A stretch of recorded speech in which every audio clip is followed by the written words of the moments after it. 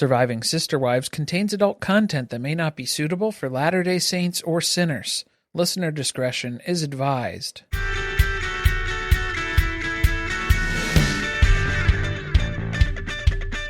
Hello and welcome to Surviving Sister Wives. I'm Corey. And I'm Carly. And this is Sister Wives Season 20, Episode 16, One-on-One, Part 1. It's given deja vu. Ooh, one-on-one. I think they just keep recycling this title card. They're like, I don't want to have to make a new one.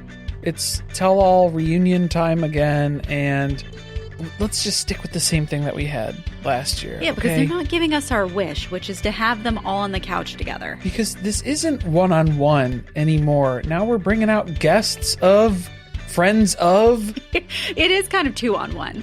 Two on, multiples on one, several The way instances. Christine likes it. Christine, because now they're introducing David and Jenn as full-time cast characters here for the one-on-ones as well.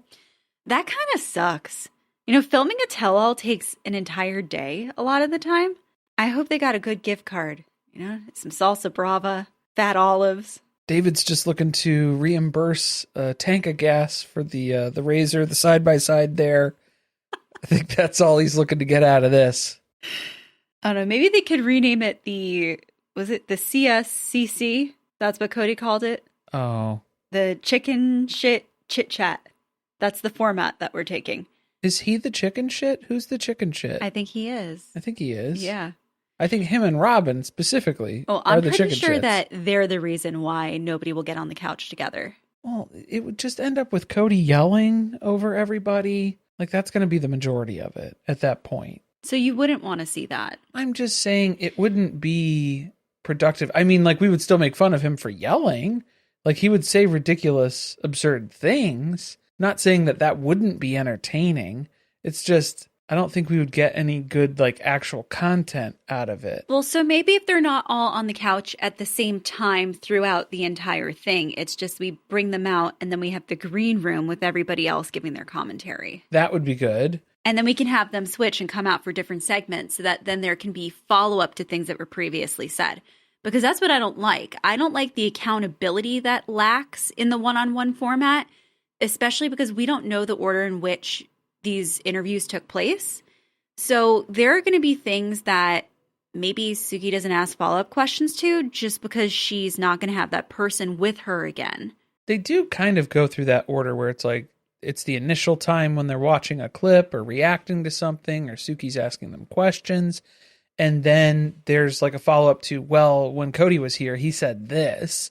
So there is like stuff that they'll circle back to after some of those other interviews have happened, just to kind of get the refresher or the, you know, the new take based on a little bit more information that's available. Well, I kind of think when they go into it on the first day, depending on who's there, like Suki has prepared questions. I'm guessing at this point they start with Kody because there's plenty that they can ask him based on things that he said throughout the season. And then they bring stuff that he said, his accusations, to everyone else to counter. I get the point, though. Like, the green room fixes that, where it's if you already have them there for those reactions, then they're already seeing everything else that the other person is saying, too, in real time. Yeah, that's so like that, it happens more in real time. Yeah. So that we're progressing the conversation further than is possible with this one-on-one format. Sister Wives doesn't know how to do that. Sister Wives doesn't operate in real time. The slower, the better. Yeah, they don't operate in real time. It's like a time warp that happens specifically with production. 8 to 12 months turnaround time minimum. I am really, really into Jenn being here this time, though. For the entirety of Meri being out there is what it appears we're going to get. It looked like we jumped right in with, time to bring out the emotional support Jenn. And let's bring her out. Because even Kody was talking about, oh, well, I have to be careful what I say, because when I say bad things about Jenn, bad things happen to me. Meri calls me, it scares me. It's scary when I see Meri's name pop up on my cell phone. I think Meri has an Etsy witch on speed dial for every time he talks about Jenn. Every time, she hears something through the grapevine that Kody has said questionable things about Jenn, her friend in particular. Karma comes for him. It's just, now it's going to be, you're never going to hear the end of it sort of a thing. But that's what I was expecting Suki to be like, Oh, yeah, you don't like Jenn, Kody? Well, that's funny because she's here, so let's go ahead and bring her out. Like, I thought she was going to come sit out for Cody's segment, too. That would have been good. I know. We're producing a better tell-all. If we're talking one-on-ones, but then we're still having people bring their emotional support people with them, too. So Christine has David, Meri has Jenn. Then let's make some more tweaks. Yeah. Let's bring out people who don't get along and have them sit next to each other on the couch, too. No, I personally enjoyed that Kody was like, I don't like going to do these things because it just feels like it's a lot of backbiting, which is the point of a reality TV reunion, by the way. Okay, the beauty of that is that Kody has spent the last 3 tell-alls, 2 to 3 tell-alls, antagonizing everybody else. Where he is slinging shit on everybody. And now that everyone else has figured out, oh, when we go to these things, Kody just dumps on me. So guess what? I have stuff that I'm going to talk about. I have a lot of feelings of my own that I'd like to air out today. I was jotting down a couple of thoughts on my way over that I might mention to Suki directly here. Well, that's how Jenn's feeling, because she was like, I'm afraid that I'm going to do all of the backbiting. Well, it's amazing. So, like, that's the double standard, though, right? Is where Cody's like, now that everybody else is on board with, okay, we have some mud to sling as well. So now we're all approaching this in the same way that Kody has for the past few years. Now he's going to be the bigger man to be let's all be nice. Let's put our daggers away and just be respectful. Shut up. Get out of the way, Kody. The first big revelation that we got was that Kody had more things to apologize for. And so he called Meri, no cameras around again, and told her that he just had this on his conscience. He had to confess that he and Janelle tried to screw her on Coyote Pass. You gotta be careful how you say that for the salacious tell-all material. You don't know what that means. Because that's what I'm starting to think. When Kody and Janelle are referring to their backdoor deal, I don't think they're talking about the sale of Coyote Pass anymore. It's a euphemism. I think this is code phrase for their little rendezvous that happened after the Kody apology tour did so well in North Carolina. It was the encore. Backdoor encore is what's going on. Well, I don't think that's going to be happening again now that he's telling Meri what's been going on. I think Jenn had it right where she said, yeah, Cody's just trying to get ahead of this. I think that he's trying to own the narrative, so he made sure to call you before you even get to the tell-all. I liked what you had said when we were watching, which is he's trying to get Meri and Janelle mad at each other before they even get there, so that they focus their energy on each other and not so much on him. I think it's a deflection. It's a diversion tactic a little bit too. But like that part of it, this is where it gets confusing too. Because basically this whole first episode was talking about the Coyote Pass deal, which is why I have the plots shirt on for today's episode, of course. Applicable. An homage. Yes. And like there was a big disconnect based on what we heard throughout the season versus what some of the narrative shift is going on as part of this backdoor deal presentation that's happening now here. So I think it is being presented to us now as this was 100% Janelle's idea, and it was to screw Meri out of this because Janelle didn't want to lose buyers. That's not how you guys brought it up to us on the show during the season, though. No, so I don't know if like Kody an entire remembers. Timeline. I need them to show us the old clips, have them react to it, and explain what was happening in real time. Again, this is what's annoying about a lot of this happening off camera, because now we're having to rely on them to be the narrators, and that is not always very reliable on Sister Wives. Can we take a moment first for Christine and David's Marine Life matching t-shirts? Oh, yeah. So what? David had the octopus and Christine had some jellyfish, right? It was very neon, sort of. I don't know. The minute I saw them, all I thought was, I don't need them to come to the tell-all. No? They really weren't much of the first episode. For the first episode, it was all Coyote Pass deal, which basically was just, hey, Christine, how do you feel about not being part of that deal? And she's like, best decision ever, 10 out of 10, would recommend not doing that ever again. My sanity is worth more money than what would have been available to me in the Coyote Pass deal. they're actually lucky that Christine wasn't involved in the deal, because that's the only way they kind of broke even as individuals there, is because Christine gave up her portion of Coyote Pass. So that's the part they didn't even get into really as part of this. But do you get the vibe that Christine knows more than she's talking about? When it comes to Coyote Pass, Mm-hmm. I don't think she has stayed up to date on it. I don't think she cares. Okay. Honestly. Do you think that her friendship with Janelle has kind of waned? Yeah. Oh, Yeah. especially with Janelle moving to North Carolina. Because then Christine got kind of weirdly territorial or like competitive with the grandkids who were migrating out to North Carolina now too. Because there were a couple other kids who moved out that way. Yeah. I think they helped each other through a hard time in their lives where they were trying to figure out what things were going to look like post-divorce and understanding how their marriages fell apart. And now they've kind of gone their separate directions. There was some conversation in the Discord this week, too, where people were pointing out that it's kind of interesting where the peak of the Christine and Janelle friendship was with Christine's divorce from Kody. So, like, the ending of that marriage. And then it kind of, there's like this inverse relationship of where Christine and Janelle's friendship is versus where Christine is in a relationship.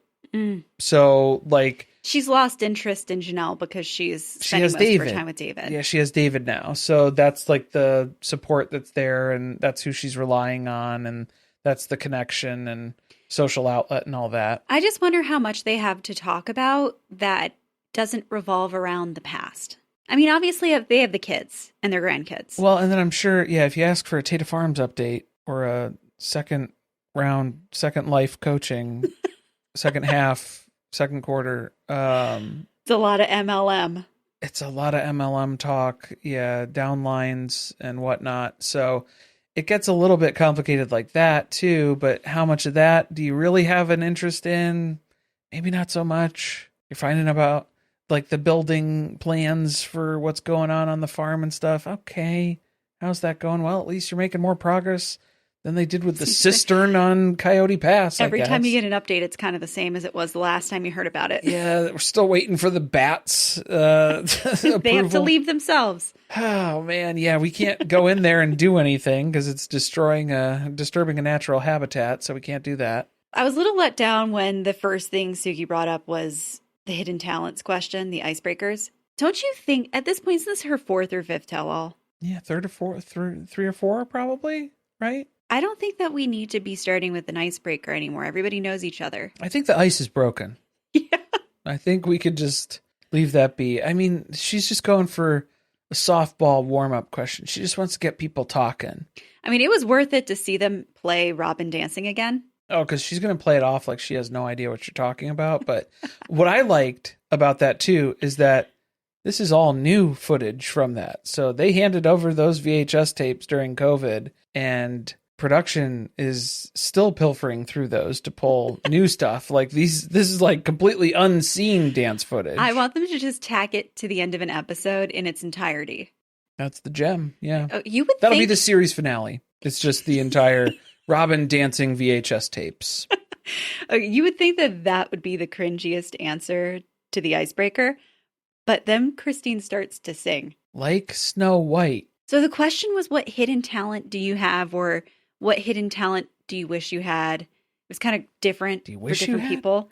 Yeah, it was posed differently at one point. But Well, Christine said her hidden talent was singing like Snow White. Specifically singing like Snow White. And then it was like, oh, okay. Now the Let Me Call You Sweetheart makes a little more sense, I guess. To an extent, right? Like, why didn't she just sing it like Snow White? That was actually better.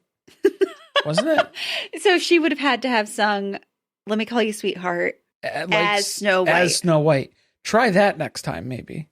I think that it's marginally better only because we've heard her sing at the wedding. Yeah, definitely. And that's why there was like that vibrato that was in there too, where it was like, doesn't seem to match, but it makes sense when she's doing the character. So, okay. Maybe she can only sing in character. That's what I'm saying, is I think there has to be that separation. It's like Lady Gaga, you have to have a persona that you have to... It's like that is what I'm getting at. I'm not saying that the quality's the same by any means. But I'm just saying it's like that. She needs to have that separation and that distinction. Suki was impressed. Suki was impressed. I was very uncomfortable watching it. I just wanted it to be over as soon as possible. I love how Janelle's secret performance ability here is playing the piano, which she didn't even remember. And then I think production put her to task and they were like, Janelle, you need to send us cell phone self-shot video of you playing the piano after the tell-all. And then it was just an update from her, which felt like one of her Instagram posts where it's just, I've sat down at a piano and I've discovered I don't remember how to play. So here's middle C. That's where that is. She didn't even play it though. She just pointed at it. She was like, yeah, this is where middle C is. Mm-hmm. And that's about all I got. Thanks for tuning in. So we're starting off real fucking strong. Okay, you know what? We give production a hard time on this show, but if that's the kind of stuff they're working with. If I checked the Dropbox and that's the file that's in there for me, as an editor, I would have been like, do you want me to include this or not? Because I don't want to put this in the episode now. So that's a producer decision at that point where they were like, no, you need to include that. Because if she could play the piano, yes, showcase that. Now you just have her telling people that she can play the piano. That's her hidden talent. It's not like she's going to start getting booked for concert venues. Okay, maybe she and Christine have to go on a tour. A cabaret. So a cabaret show. Honestly. Where Janelle's on the keys. And then we have Christine singing as a Disney princess character. I'm not saying it wouldn't maybe do well. Gypsy Rose can be included somewhere too. Oh. I think we've got a moneymaker. I'm not saying it wouldn't be financially lucrative to do that cabaret tour, because it would be, clearly. If this show ends, that's the rumor that we're starting. Cabaret tour. That's what it is. Christine and Janelle cabaret tour. So let's talk Coyote Pass, because that is the theme of this entire first part of the tell-all. So they play this entire clip package, which was like a summation of the season where they're talking about the sale of the property, including Janelle and Meri on Zoom, where they're having their little ex-wives club chat, which was fun to have to watch Robyn be subjected to. Oh, she's already clocked out a couple of different ways here. Through zoning out and then frowning out, and then she's not really paying attention. She gets uncomfortable this time when she sees herself lying, because, well, I don't know if it's just because her lipstick looks so bad, and she's realizing now in hindsight. I thought she looked better in the stuff from the season than she looks in the tell-all. Really? Because I thought she was looking pretty busted. Well, I mean, she's busted most of the time, but they got some type of new camera. Is this like an Ultra 4D or some 5D? Some kind of crazy ass 4K. camera. 4K. You're talking about 4K. 4D. I felt like she was popping out of the screen at me. I could feel the wind blowing from her breath. I felt like I was at Universal Studios. The rats running across the floor, scampering at your feet. Every time she showed up. No, everybody's makeup looks crazy.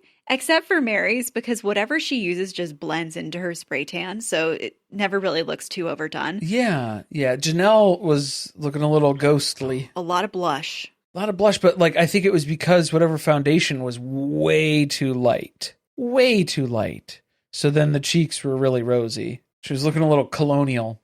She's trying to be a dolly. Well, Robyn was looking more and more like a puppet. She's got like the wooden mouth lines. Yeah. From the frown lines, but now it's just starting to line up where it looks like, Puppet Master. People get Botox for that. Fillers. Not this one.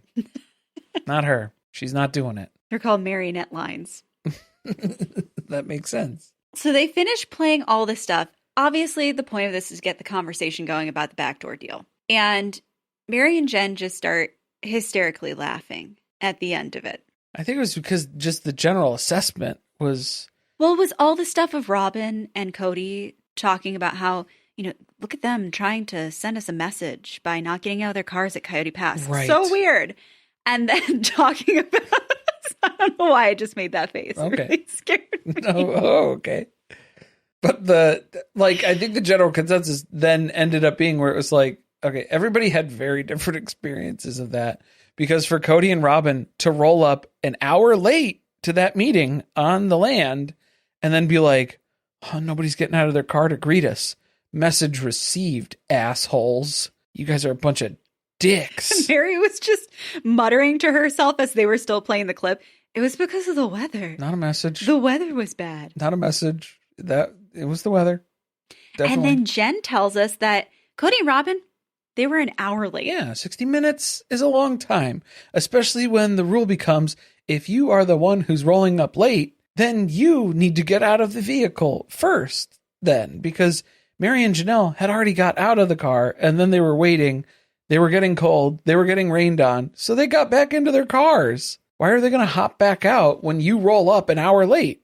That doesn't make any sense. If we're going to talk about who's sending messages to whom, it doesn't look good when you're late. Why were you so late? When you're an hour late. I think he was hanging out with Justin, because then Justin got there late too. Technically, was he an hour late? Did they tell them the right time? Did Kody tell Meri and Janelle an hour earlier, thinking that they were going to be late? Maybe Robyn accidentally told Justin that they were supposed to meet at the She-Ra Shadu, and then they left a jar for him with some balloons, and they had to go on an adventure to finally end up at Coyote Pass. You can't rule it out. Not with this group. It's happened before. This has happened on the series. It's canon. I liked this, though, because it was you have Kody and Robyn who are saying, oh, that's not true, or like discrediting or discounting, immediately responding to the things that Meri and Janelle were saying. And then Meri and Janelle were immediately responding to, oh, that's not accurate at all, about all the things that Kody and Robyn were saying. So we're off to a good start, because you already have two sides that are forming here as for like the commentary that's going on. Well, wasn't this the part where then Kody talks about Jenn, about how Jenn's verboten? Jenn's verboten now. And Suki's like, I'm sorry, what? Verboten. Verboten? Yes, I can't talk about Jenn because Meri will murder me. She's made it very clear. Jenn's off limits and I cannot talk about her. Right. I don't like Jenn. And then when I voiced that, Meri gets upset, and then she's liable to murder tarp date me. Yeah, so he was saying this because Meri stopped talking to him, or at least that's his version of events, and that's why he was telling Janelle, you have to be the one to call Meri. I can't call Meri to ask any questions about Coyote Pass or talk to her about what's going on. That's all up to you. I think it was just Kody was doing that, like initially when we first thought about it, we thought that was a diversion tactic where Kody wasn't really in a rush for the sale here. So he was telling Janelle, go talk to Meri about it. If you have stuff to talk about the land, go talk to her about it. Because he knew that Janelle and Meri have never gotten along throughout the entire marriage. Probably not going to be able to communicate about something important like this. Yeah, so they're probably not going to go out of their way to do that, or at least that's what he thought. But then they were doing that. It turns out when something's mutually in both of their best interests, they're able to pull together and make it work. Miraculously, yes. Miracles can happen. I mean, that is what they had to do the entire time that they were married to him. Now, what's interesting about this, though, is where that working together aspect, we weren't sure like what the diversion tactic was of Kody instructing Janelle to go directly to Meri on that. But now it's just because he was basically saying, I wasn't allowed to talk to Meri. We had to go through liars. And that was the whole reason for the complication with that, was that he wasn't able to talk to Meri. They argue, they trigger each other immediately upon interacting. Well, later in the episode, he basically says that he recoils every time Meri's name pops up on his phone. So I think that kind of gives us an idea. Like, you weren't so excited to be making that call either. Yeah, that's probably a big part of it. I think you're excited if Meri told you, don't call me again. My suspicions, though, when we were looking back through kind of the Coyote Pass paperwork a little bit, I think it was tying into some of the theories that were around the She-Ra Shadu as well, where Kody had a monetary financial benefit to drag this out. This deal that was going on, the retitling that was happening. Right, because if you look at the original titles, Kody and Robyn, their names are on the majority of it. So their ownership was like 70% of the land or something when it was broken down originally. So if you take the value of Coyote Pass, all those plots, and then their share of it on paper was more. So it looks like they have a lot of assets when they're going to go buy a new house. So if they're shopping around, they can say, hey, we're putting up all of these assets as far as what we have available to us for the financial assessment process of a mortgage approval that we would get. So that increases their buying power by, I don't know, $1 million, I suppose, or something. Because now we ended up at a $2 million she-rush-at due. It would answer some questions as to how they bought such an expensive house. Moving on up. Because between all the money that they appear to spend and then how much they must have stashed away somewhere or have in other assets so that they could buy a house that expensive, it feels like things aren't really adding up unless TLC is paying them a lot of money. And if they are, why would you ever talk about ending this show? Yeah, no. Yeah, I know. Kody's talking about retiring Robyn from reality TV, and it's like, well, not if it's that lucrative. I think we could probably go a couple more seasons, right? At least. It's not going to hurt his reputation anymore. Yeah, that's already done and gone now. Then they start talking about the whole ex-wives club chat that happened in the clip package. Obviously, The shy pretty wife. It's insulted some people. Some people, mostly just Robyn and Kody. Robyn, of course, takes this as jealousy.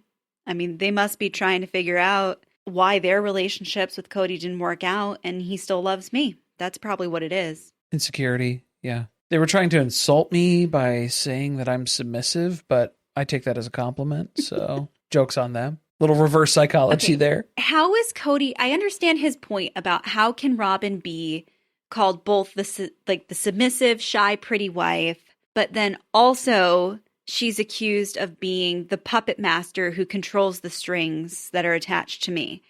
How could she be both things? And that is because Kody does not understand what's been happening for the past decade or more.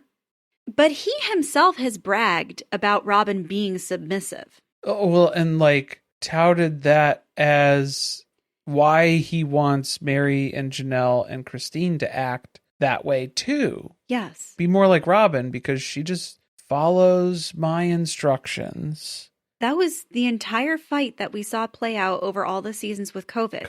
Yeah. Was that I lay out the rules. Robyn then makes everyone follow the rules that I have designed, and I want you to act like her. I mean, that's what you're saying. You're saying that she's submitting to your will, and then she imposes it on other people. Yeah, but she's like an enforcer then in that way.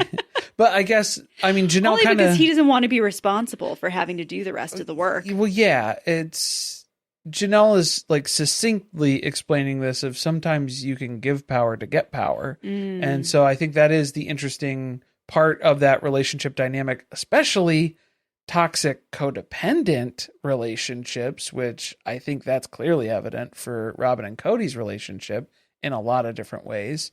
They kept talking about it as it's a partnership. It's not this, power dynamic that they're touting that it is, or that they're describing it like this.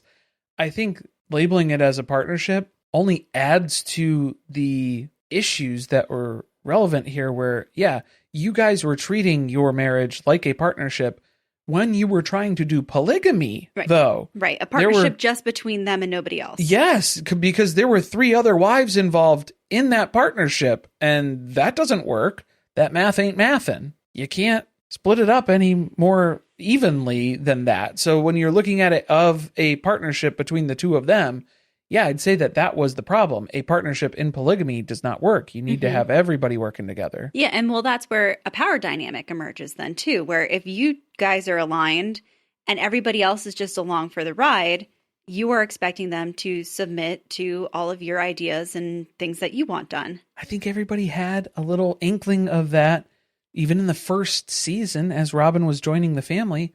What with the picking of the wedding dress and the picking of the cake. I'm sorry, Corey. That's a funny thing to bring up when we're going to talk about girl games. Oh, girl games. It's different from girl dinner. Robyn, who hates girl games, loves girl dinner. When Kody was explaining girl games, though, I was very confused because he had no idea what he was talking about. Here's what was confusing, though, was because when he explained it, the psychological aspects and the talking behind each other's backs and turning people against other people and like the controlling and manipulation. And I was like, isn't this all Kody? This is all stuff that Kody does. Cody does girl games. I don't think that he would He's take the king too of kindly. girl games. Like, he wouldn't take too kindly to that, though, if you accused him of playing girl games, allegedly by his standards. I don't think that's what they were doing. Were they making fun of somebody who they don't like anymore? I think they were mocking. Yeah, there's a mockery that's happening now. Yes. But also, you guys have said things about them that were offensive. So Janelle was just cracking some jokes, having a little bit of fun. Get a sense of humor. And I get it. You know, it's reading the joke and explaining it to Suki at the tell-all. It's a little bit different than just chatting with Meri on a Zoom call and it just pops up. Yeah, what didn't add up to me is Cody's trying to frame it like the two of them working together, which is something he told them to do. Yes. Was them playing a girl game. Right. That it's like, oh, they're out to get me now. Even though I will work with Janelle to try and manage a deal here that cuts everybody else out of the equation, for sure. Well, but I don't like when other people do it to me. Well, yeah, and the only reason that they resorted to having to work together was because it was impossible to get Kody to cooperate. Okay, because there's a whole other aspect. There's a whole other dynamic to this deal that we still don't get a lot of details of at the tell-all here either, because we're talking about the title change that was happening, where from Janelle's account of how things went down, it was very quickly signed by her, Meri, and Kody. The person who was holding out on that part of the deal was Robyn, who then waited around for 6 to 8 weeks and then plopped a new deal in front of everyone and said, here, you need to sign this. I find this fascinating because Robyn has pretended the whole time that she was fighting the sale of Coyote Pass because it was giving up this dream. But now it appears maybe she was trying to hold out so that she would get something beneficial from it beyond the money that they received from the sale. Yeah, the money that they're borrowing against it, or that they're allegedly kind of having this up for the mortgage on the She Rushat Do as collateral, where they were able to increase their net value there. Now she's benefiting from it, where she's going to pat herself on the back and say, I was holding out on the deal because if it went through, Meri would have got screwed. And I'm not about that. It needs to be fair. It needs to be equal. But then also she's saying that she was the one who was very on board with this, and Meri was the one who was holding everything up because she wouldn't sign. She was refusing to sign. Yeah, it's getting complicated because there's a lot going on. First, we have Robyn saying she doesn't want to sell the property at all because it's giving up on this dream. Janelle, I liked her theory that Robyn just says things that she thinks she's supposed to say. Yeah, we've pointed that out a couple of times too, where there's a lot of different kind of interactions that happen where Robyn knows what the perception is. She knows what sounds good, what she should be doing.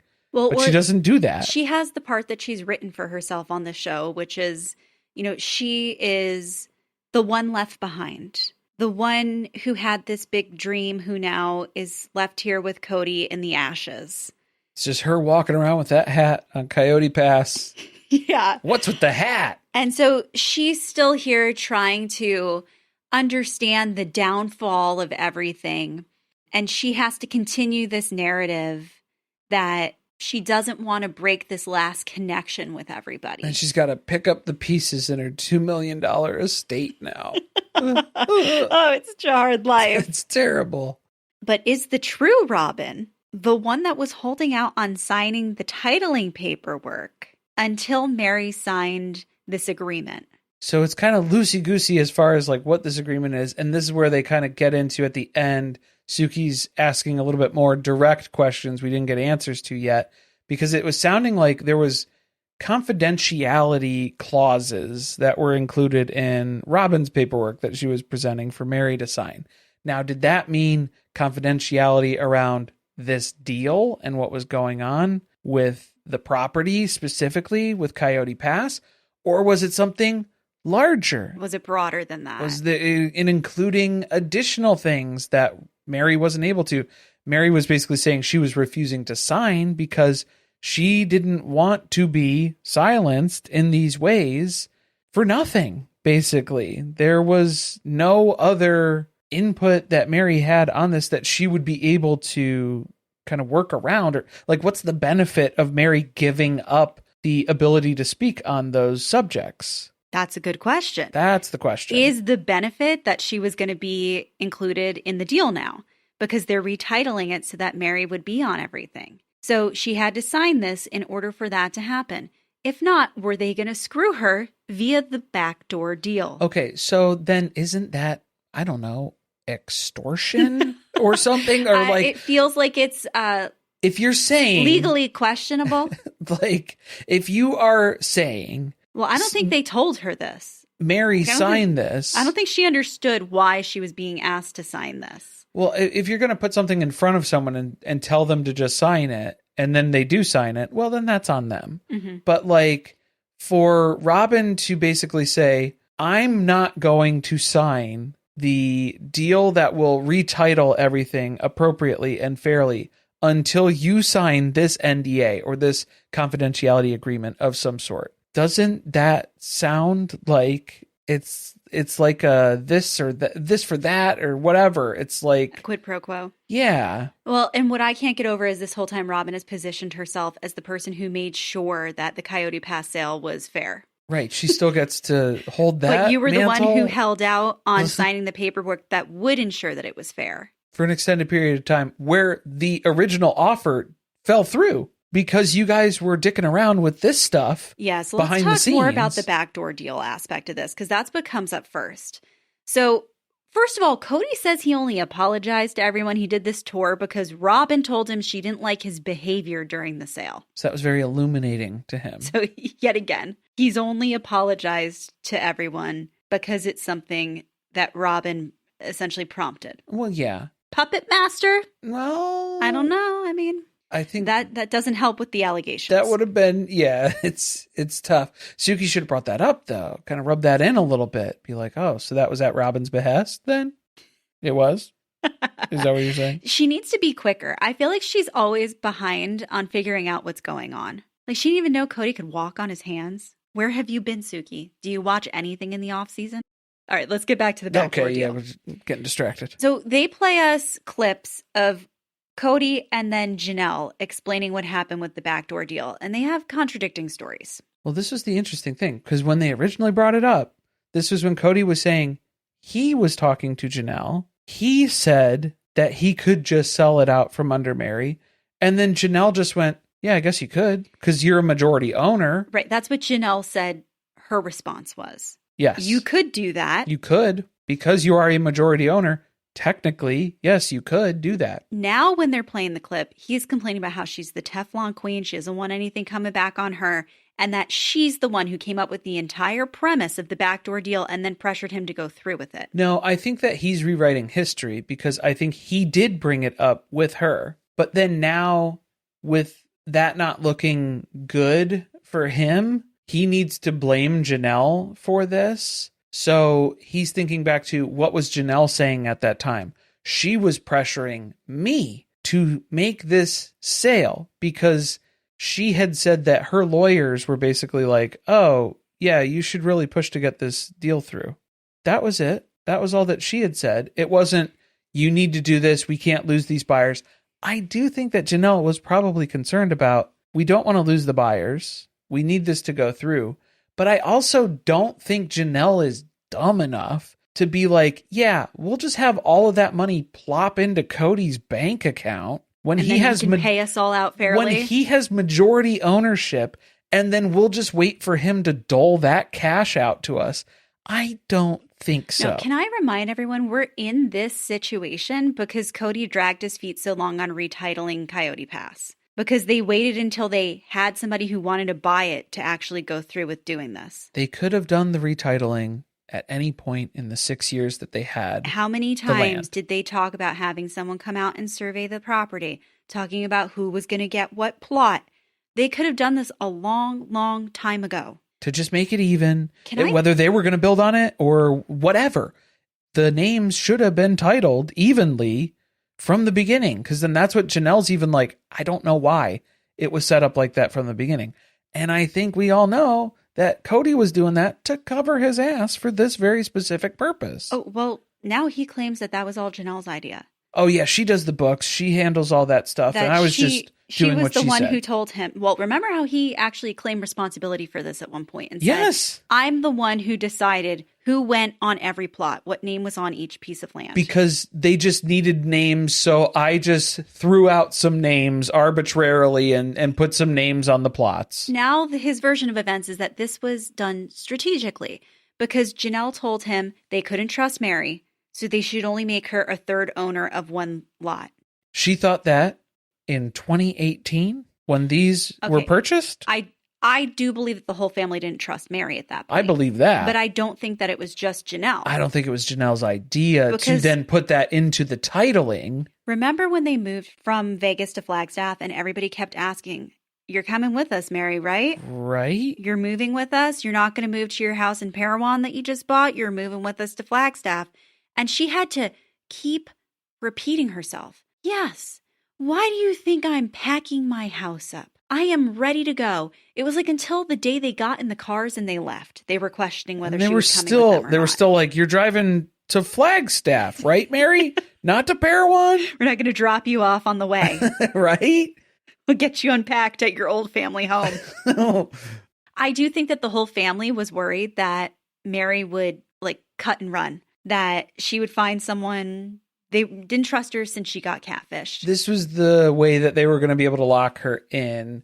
But that's what I'm saying, though, is like, there's no way. I don't know if they were trying to keep her here or if they were just trying to make sure she didn't have an asset that she could sell on her own and then she could leave. Well, that's what I'm saying, is like that this is limiting your exit options by having you, if you left, then they're trying to make it so then it's not even worth fighting for that.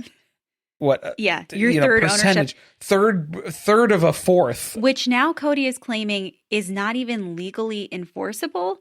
That he says he didn't have to pay Meri anything, that she was paid by his good graces and Robyn's good graces because she wasn't really entitled to any money. He said Janelle's good graces too in there, but that was kind of ridiculous to then make it, this holier than thou sort of.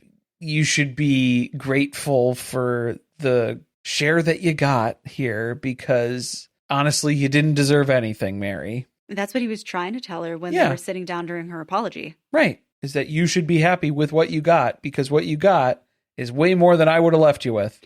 Can I tell you what I think happened? This is my theory.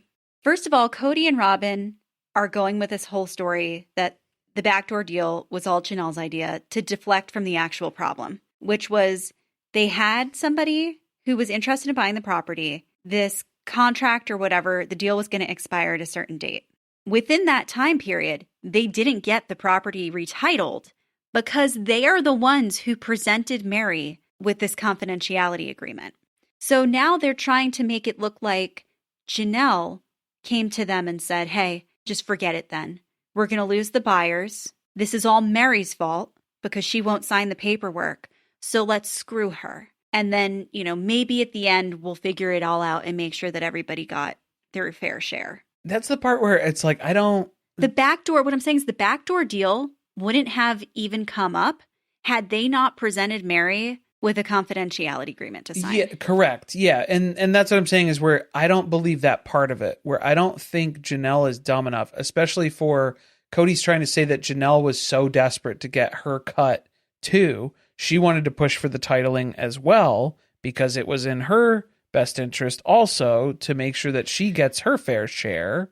So I do think that Janelle wanted her money. Yes. But let me present you with this. Let's pose this question. You're Robyn. Let's say the confidentiality thing is all her idea. You've presented this to Meri and Meri's not signing it. You're not upset about that? Wouldn't you think that she's getting upset about the fact that this is being held up now because Meri just won't go ahead and sign this paperwork? I think that Kody and Robyn and Janelle were all irritated that this was taking so long and that there were conversations that took place about how Janelle's scared they're going to lose the buyer. Well, then whose fault is that? It's because you're proposing a completely separate deal. You're proposing at the last minute an entirely different thing that has nothing to do with the sale of the land or the titling process that we're undergoing right now. So that's something completely separate from all of this. I just think that it doesn't seem very realistic that if you are coming to someone and saying, I need you to sign a confidentiality agreement, that then you're not at all upset, that there's no ill will, and that it's all on Janelle, that she's the one who now wants to screw Meri. Well, that's what I'm saying. Like, yeah, that doesn't make sense. Like, none of that makes sense. I kind of think they were all complaining about it. They were getting worried that this wasn't going to work out and that they were trying to figure out how they could get it to move forward because it was stuck with lawyers and with Meri. Because we're talking about, too, this is the same group of people where it's Robyn saved the day, too, somehow by the end of this. And It's like, what? Because she was the last person to sign. So, like, everybody's getting mad with Janelle or Meri or whoever for holding up the deal. It's Robyn, babe, because she didn't sign. Because Meri already signed the title paperwork. Yes. So that was done. That was not being held up by her. Well, that was what Janelle corroborated, too. Janelle, Kody, and Meri signed the titling paper. So then the issue is with Robyn. Yes. Because Robyn is saying, I will not sign this unless you do this. Here's the bigger issue. You can't say that that's Robyn's fault because Kody will flip out. He will take that as a personal attack on Robyn's character and her just entire identity. Even though that's the fact. And he'll take that as an extension of an insult to him then as her husband as well. But it's just like, dude, I don't know how you can look at this and then still blame Meri and Janelle for the circumstances that Robyn has created. But that's been the entire marriage. That's the entire family history and dynamic boiled down, distilled into a single point. It's everybody pays for the sins of Robyn. So this was the first time that Meri ever saw them say she's lucky that she got paid anything because they didn't have to give her any money. And she tells Suki, I can't actually say on TV how I feel right now. Yeah, you guys bleep it anyway, so there's no point in me saying it. And Jenn's the one who points out this is why the family didn't work out, because this kind of shit happened all the time. Well, this is what I'm saying. Yeah, like this is proof, evidence. This is a culmination of all the issues that's wrong with the family. It did come across like Meri believes that Janelle was part of this whole thing, that it was collectively all of them trying to screw her over. Well, and that's what I'm saying. Like, there's probably pieces of it. Was Janelle concerned that they were going to lose a buyer who was interested in buying all 4 plots of land in a single transaction? Absolutely. I believe that she was concerned about that. But on the same side of that token, I don't think that Janelle would be foolish enough to have all of that money plop into Kody and Robyn's bank account and then expect to see any sort of payout from that of what she's owed. Plus, that would just be a whole tax nightmare of like, who's that going to? How are you dispersing that? I don't know. A lot of people have questioned too, why would Janelle come to Meri and say, I think you should be worried about this. You should approach this cautiously and you should have an attorney, but then participate in trying to screw her over. Right. I think that's a gray area personally, because from what she's saying, her own attorney advised her that this was something that could legally be done. And I think she felt like coming to Meri and saying you should get an attorney was really all she had to do in that situation. You know, like that was more. She went above and beyond already by going to Meri and telling her, hey, this is what I think you should be worried about. And Meri didn't even take it seriously. And then remember, she went back and talked to Kody and Robyn and told them what Janelle told her. So I don't think that Janelle feels that she has any loyalty that she owes to Meri.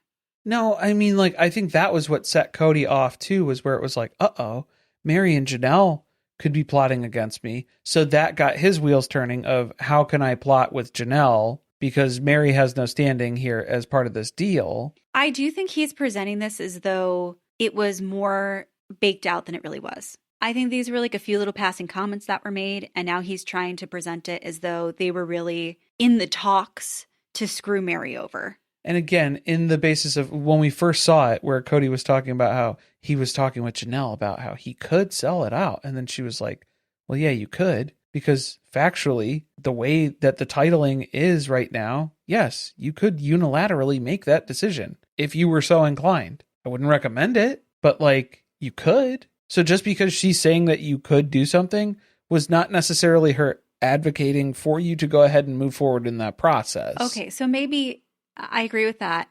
And then maybe he's now adding to that the fact that she was pressuring him to make sure this went through. Her level of concern adding to the permission that she gave me, that was like a wink, wink nod of approval on her end that she was with me on this. And it's like, no, dude, you're reading way more into that. I do agree that this is a deflection from the problem that Robyn started. Yep, exactly. That's what it really boils down to.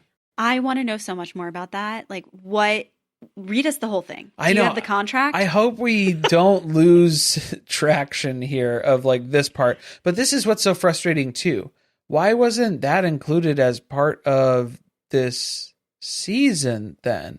Like, I didn't need to see Meri on 3 different dates with Ron.